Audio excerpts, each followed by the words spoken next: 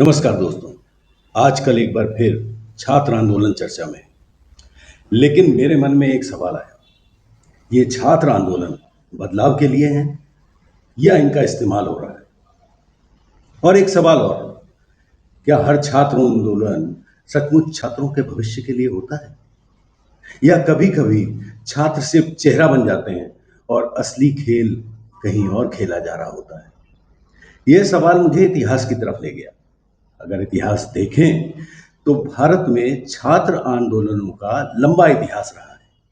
1965 के भाषा आंदोलन से लेकर 74 के बिहार, गुजरात और असम छात्र आंदोलन, 1990 में मंडल आयोग, 2006 में आरक्षण, 2015 में एफडीआई, 2016 में हैदराबाद और जेएनयू और 2024 में भी परीक्षा और लीक जैसे मुद्दों पर आंदोलन हुए।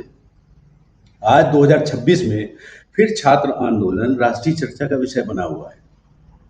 इतिहास बताता है, इनमें से कुछ आंदोलनों ने नीतियां बदली, कुछ ने सरकारों पर दबाव भी बनाया और कुछ ने पूरे देश में एक नई बहस शुरू कर दी।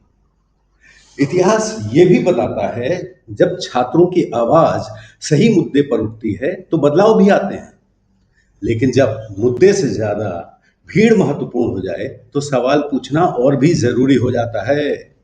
इतिहास एक बात और भी सिखाता है, हर आंदोलन का उद्देश्य एक जैसा नहीं होता। कुछ लोग इन आंदोलनों को अपने राजनीतिक या व्यक्तिगत हितों के लिए इस्तेमाल करने की कोशिश करते हैं।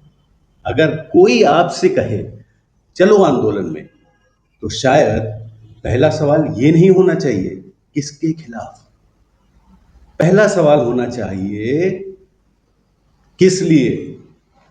इसलिए किसी भी आंदोलन को केवल नारों से मत देखिए, ये भी देखिए उसकी मांग क्या है, नेतृत्व कौन कर रहा है, उद्देश्य क्या है। और अगर उसकी मांगे पूरी हो जाएं तो उसके सबसे बड़ा लाभ किसको मिलेगा। शायद यही सवाल सबसे ज्यादा जरूरी है। मैं ये नहीं कह रहा कि हर आंदोलन सही है, और मैं ये भी नहीं कह रहा कि हर आंदोलन गलत है।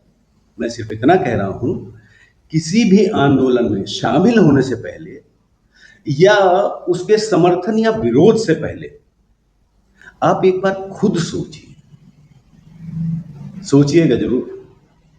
फिर मिलते हैं।